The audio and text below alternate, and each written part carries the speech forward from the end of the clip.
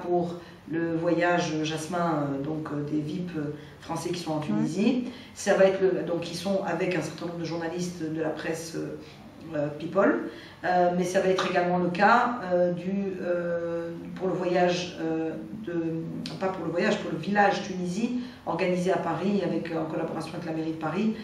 Sur le parvis de l'hôtel de ville, il va y avoir tout un village Tunisie qui va être monté, et donc pour encadrer et faire en sorte que la couverture médiatique de tous les événements programmés par l'ONTT soit bien faite. Donc le volet PR est très important, parce que les relations publiques c'est très important. Donc on coordonne à chaque fois les choses pour que on entende parler de la Tunisie dans tous les médias, en plus de l'activité publicitaire. Et l'ONTT a mis en place aussi un certain nombre d'actions terrain, bien sûr de visites commando qui vont avoir lieu durant tout le mois de mai et du mois de juin auprès des agences de voyage françaises et des principaux tour opérateurs pour aller essayer comme on dit en anglais, close the deal, dans l'endroit où se fait, qui sont les relais de vente vraiment du voyage, une fois qu'on a choisi sa destination.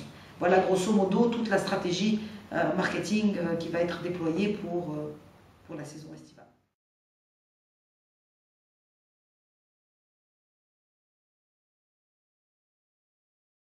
Il était inimaginable qu'elle arrive avant. Faut dire, on fait en communication et en marketing, on fait ce qu'on peut avec ce qu'on a.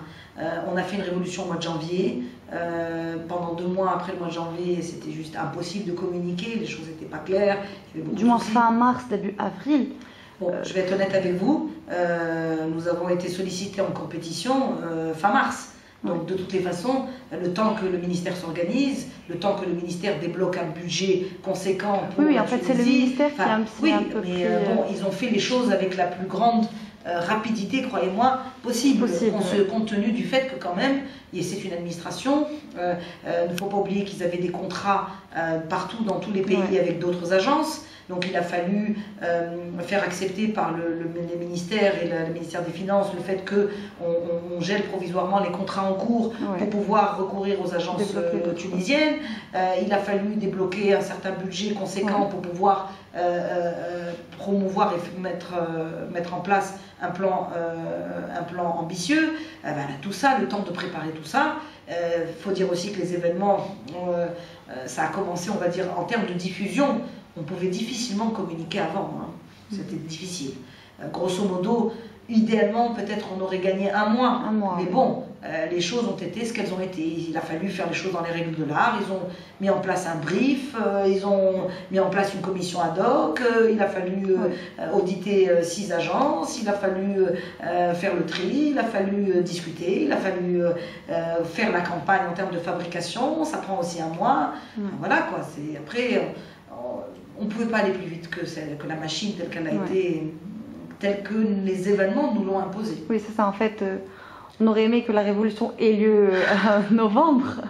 Personne, on ne peut pas refaire l'histoire. Donc l'idéal, c'est de faire en sorte que du moins la campagne allait le temps. On n'a volontairement pas mis en place cette campagne-là sur des marchés qui sont des marchés pas réactifs. C'est-à-dire qu'il y a des marchés, notamment les marchés latins, qui restent des marchés qui peuvent réagir en ce qu'on appelle the last minute, qui ne programment pas leurs vacances 3 mois ou 6 mois avant. Justement, il y a des marchés, comme les marchés allemands, cette campagne n'a pas eu lieu chez eux, parce que c'est des marchés où il faut maintenant sauver l'arrière-saison, parce que l'été c'est fini. Mais les marchés latins, au premier desquels le marché français, qui est un marché qui est le plus important marché européen pour la Tunisie en termes de touristes, c'est un marché qui peut encore réagir et dont les habitudes font qu'on peut programmer ses vacances 1 mois à l'avance en termes de destination. Donc on a évidemment investi l'argent là où nous savions que les marchés pouvaient être actifs. Évidemment.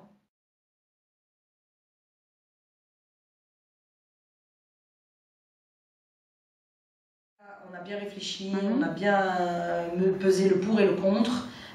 D'abord, les événements qui se sont passés ne sont pas d'une gravité telle qu'ils nécessitent que nous puissions surseoir ou décommander la campagne.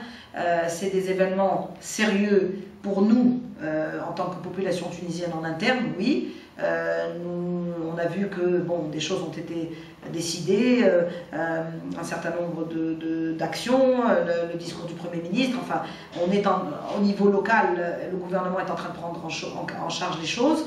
C'est sérieux pour les Tunisiens, mais du point de vue, encore une fois, touristique, il n'y a aucun risque, aucune atteinte à la possible sécurité ou possible, disons, l'objectif tourisme n'est pas mis en cause, au contraire. On sait tous que c'est l'un des facteurs qui risque de contribuer à améliorer la situation s'il marche. Donc c'est de notre devoir de faire en sorte que ça le soit.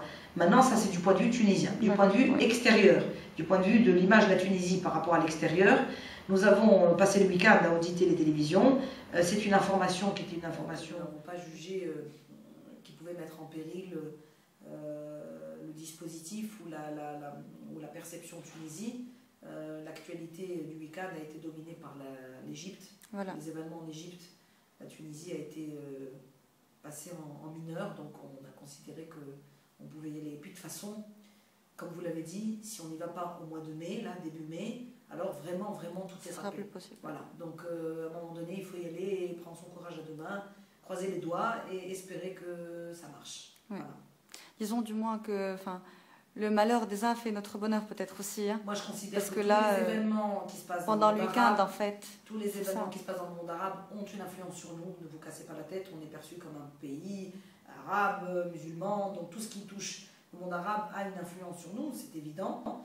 On essaye de tirer notre épingle du jeu en disant que chez nous les choses sont plus calmes, et effectivement elles sont plus calmes comparées à nos voisins, à certains voisins et à certains autres pays amis et frères, mais c'est quand même, nous subissons l'influence de ce qui se passe dans le monde arabe. Maintenant, avec un peu de chance, l'information sur ce week-end, en tous les cas, est apparue mineure au regard de ce qui se passe, enfin l'information sur la Tunisie est apparue mineure au regard de ce qui se passe dans d'autres pays arabes. Voilà. D'accord. Voilà. Donc, Madame Selichi, je vous remercie. Merci à vous. Merci et bon courage et bonne chance pour nous tous, en fait. Voilà. Parce qu'on fait tout ça pour que notre pays retrouve le plus vite possible sa vitesse de croisière et ça passe, on sait tous, par le tourisme.